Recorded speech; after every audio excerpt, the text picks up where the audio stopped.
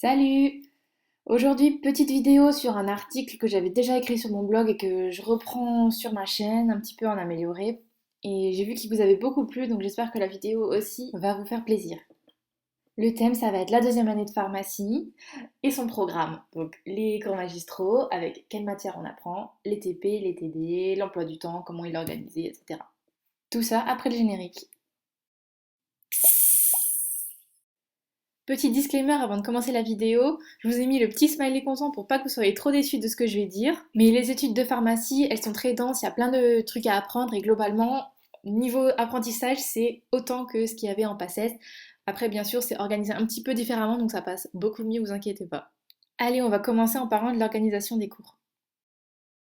L'année de deuxième année de pharmacie, elle est répartie en 2 semestres et elle va consister un petit peu comme la PACES à intégrer de la théorie qui vous constituera des bases pour pouvoir bâtir vos connaissances de futurs pharmaciens.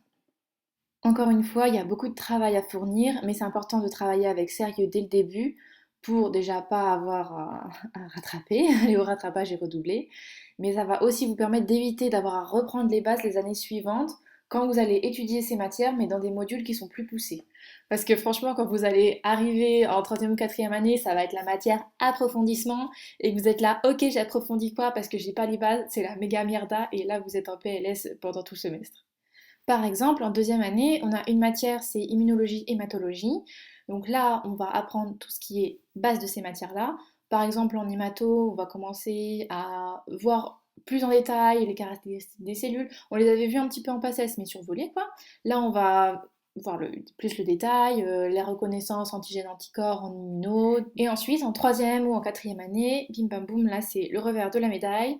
On a la matière d'hématoclinique où là, bah, ça va être justement des cas cliniques en hémato, donc il faudra connaître déjà les cellules, et l'immunoclinique, ou même chose, ça va être des pathologies auto-immunes, des choses comme ça. Et il y a aussi un module d'oncologie dans lesquels c'est bien d'avoir les bases d'immuno, parce que sinon, avec les médicaments bevacizumab et tout ça, on est perdu. Bref, on revient dans le vif du sujet pour vous parler de l'organisation de l'année et des matières qu'on étudie. De manière générale, l'organisation n'est pas hyper différente de la PACES. On retrouve les cours magistraux le matin et l'après-midi, souvent soit on a des TP, soit des TD. Donc TP, travaux pratiques. Au début de l'année, c'est des TP qui s'appellent gestes de base. C'est pour vous apprendre la base justement des gestes à effectuer dans les différentes matières. On verra ça un petit peu plus tard. Et un petit peu après, dans le semestre, il y a des TD, donc travaux dirigés. C'est un petit peu, on va dire, ça ressemble plus à des cours dans le sens où on est en salle de classe assis, on fait des exercices avec le professeur. Par contre, là, c'est plus pratique, il y a plus d'échanges avec l'enseignant et on peut lui poser des questions, par exemple. Quand je dis que les TD c'est plus pratique que. C'est pas par rapport en fait au TP, parce que TP ça veut déjà dire travaux pratiques, voilà, donc c'est déjà près de la pratique. Mais c'est par rapport aux cours magistraux qui sont pas forcément très interactifs. Ça peut arriver certains après-midi qu'on ait des cours magistraux, mais c'est un petit peu plus rare. On va dire c'est par-ci par-là si le programme n'est pas bouclé ou s'il y a des cours supplémentaires. Et il y a aussi des après-midi qui sont libres. Les TPGS de base, j'ai fait un article aussi dessus sur mon blog et j'en ferai sûrement aussi une vidéo pour rappeler un peu en quoi ça consiste. En fait, ce sont des TP, travaux pratiques, un petit peu comme au lycée, les TP qu'on pouvait avoir en chimie ou en SVT. Et là, le but, au début de l'année, en tout cas pour tout ce qui est gestes de base, ça va être de vous former à utiliser le matériel de laboratoire, donc par exemple les pro-pipettes, les pipettes en chimie, les différents appareils, en microbio à faire des lames, à faire des boîtes de pétri, des cultures de bactéries en boîte de pétri, utiliser le microscope, utiliser les loupes binoculaires, savoir faire des galeries pour reconnaître le micro-organisme. En chimie, on va s'entraîner à utiliser le matériel, monter tout un système d'extraction, réaliser les extractions aussi. Les TP de galénique aussi, où on apprend à utiliser le mortier avec le pilon, et on fabrique des médicaments avec des ingrédients qu'on pèse, qu'on fait chauffer. On peut fabriquer des crèmes, des suppos, tout un tas de choses. Après, un petit peu plus tard, hein, ça doit être en 4 ou 5e année, mais les personnes qui ont pris le parcours industriel fabriquent des comprimés. Et pour les TD, là, comme je vous ai dit, c'est plutôt des exercices. On est en petits groupes, souvent un quart de la promo peut-être, enfin, ce qui peut rentrer dans une salle de classe, donc un quart ou un sixième ou un huitième.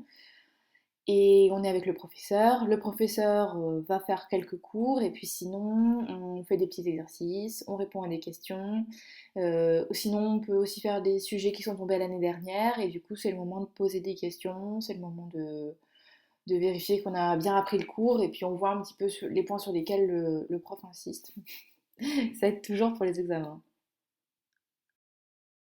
Pour les cours magistraux en eux-mêmes, il y a énormément de matières, comme je vous ai dit, l'année elle est hyper dense. Il y a des facs qui vont faire toute une matière sur plusieurs semaines et d'autres qui au contraire vont faire toutes les matières. Et ensuite, sur le semestre entier, vous avancez petit à petit dans les différents cours. J'ai fait une liste à peu près exhaustive des matières qu'on a en deuxième année. Là, c'est les matières qui vont être étudiées sur toute l'année. Donc vous divisez par deux pour faire un semestre. Globalement, il va y avoir botanique et biologie animale, la biologie moléculaire, la génétique, infectiologie, biophysique, chimie analytique, chimie organique, chimie des solutions, biochimie, physio, galénique, immunologie, hématologie, pharmacocinétique et pharmacologie. Ça fait quand même pas mal. Et en plus, parce que c'est pas fini, aux matières que j'ai citées précédemment, on va rajouter de l'anglais, qu'on a toute l'année, et des matières que vous allez choisir librement parmi un groupe de 4 ou 5. Ça change selon les établissements, donc après vous choisissez les matières que vous voulez. Vous pouvez avoir des matières libres en anglais, comme vous pouvez avoir des matières libres en sport, en pharmaco, en microbiologie. Enfin, vraiment, des fois vous avez des choix hyper intéressants. Par contre, bon, bah, vous ne pouvez pas faire toutes les matières. Il va falloir choisir. Selon la fac dans laquelle vous êtes aussi, la deuxième année, c'est l'occasion de réaliser votre premier stage en officine. C'est un stage qui est obligatoire et qui fait 6 semaines. Ça s'appelle le stage d'initiation. Souvent, il se fait en 6 semaines de suite l'été, par exemple. Après, il y a possibilité de découpe selon les établissements. Vous pouvez faire 2 semaines pendant les vacances de Pâques, par exemple, et puis quatre l'été, ou alors à l'inverse, en faire pendant 2 fois 3 semaines pendant les vacances. Vous vous organisez, mais en tout cas, il faut que vous puissiez les faire. Parce que à l'issue de ce stage-là, vous avez un examen pour valider vos connaissances. Et ensuite, ça vous permettra d'avoir l'équivalence préparateur, une fois que vous aurez validé votre troisième année de pharma. Et ça vous permettra de travailler en officine. Vous avez le droit de seconder le pharmacien dans son exercice et vous avez le droit d'effectuer les missions des préparateurs. Mais par contre, c'est bien une équivalence et c'est pas un diplôme. Donc ça veut dire que si vous arrêtez vos études de pharmacie, vous ne pouvez pas exercer en tant que préparateur. C'est, on va dire, une exception tant que vous êtes inscrit en études de pharmacie et en formation, parce qu'il faut être inscrit de manière régulière dans les études, alors à ce moment-là, vous avez droit à cette équivalence qui vous permet d'exercer la mission des préparateurs. Ensuite, concernant les examens, contrairement à la PACES, vous allez être plus du tout interrogé sur des QCM ou des QCS avec des points en moins, des trucs éliminatoires ou quoi. Là, ça va être des sujets écrits. Il faudra écrire la réponse dans un cadre ou dans un texte. Il y a certaines facs qui font du contrôle continu, donc c'est-à-dire que vous avez des examens dès la mi-semestre. Après, il y en a d'autres qui font que des examens terminaux à la fin du semestre, d'autres qui font un petit peu les deux. Donc renseignez-vous avant de rentrer dans le semestre, histoire de savoir à quelle fréquence vous travaillez et quand c'est que vous allez être évalué pour pouvoir bien être à jour. L'idée pour les examens, c'est que vous allez devoir rédiger les réponses. Normalement, on va pas vous demander, comme en PACES, des petits détails sur les récepteurs machin, les points moléculaires ou voilà, des petits trucs qui sont pas fondamentalement très importants pour votre exercice. Mais par contre, ça va arriver que vous ayez un sujet avec juste une phrase, par exemple, de sujet, type les antalgiques de palier 1, les antalgiques faibles ou alors les érythrocytes. Et vous avez un cadre et il faut écrire à l'intérieur des phrases sur, comme ça, 1 ou 2 pages. Donc les connaissances, elles doivent être dans votre tête et vous devez pouvoir les ressortir par cœur. En fait, vous allez vous retrouver donc avec des cadres, quoi, des pages blanches à remplir.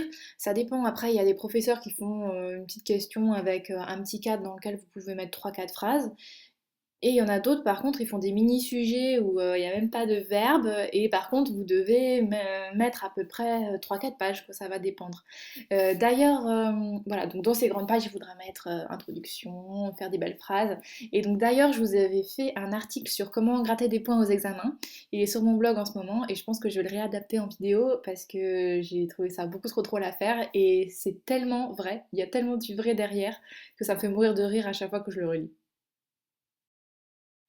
Après, vous allez de toute façon changer de rythme parce que vous allez arriver en deuxième année. Donc en deuxième année, on est plus relâche, il y a moins de pression, on va dire. Vous êtes dans les études maintenant. Donc si vous passez des examens, vous allez arriver au bout. C'est pas comme la PACES où vous risquez de ne pas passer et d'être orienté. Là, c'est pas le cas. Si vous travaillez régulièrement et que vous passez vos examens, que vous avez la moyenne, normalement, à la fin, il y a le diplôme.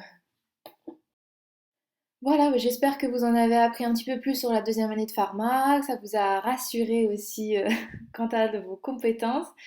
Si vous avez des questions ou des suggestions à me faire, vous pouvez le faire juste en bas dans la barre de commentaires. Sinon, vous pouvez me contacter sur Facebook ou sur Twitter, m'envoyer des DM, il n'y a pas de problème, j'y réponds régulièrement. Laissez un pouce bleu si vous avez aimé la vidéo. Et puis n'hésitez pas à commenter avec, si vous êtes en deuxième année, les matières que vous pensez que vous allez adorer ou détester. Allez, salut!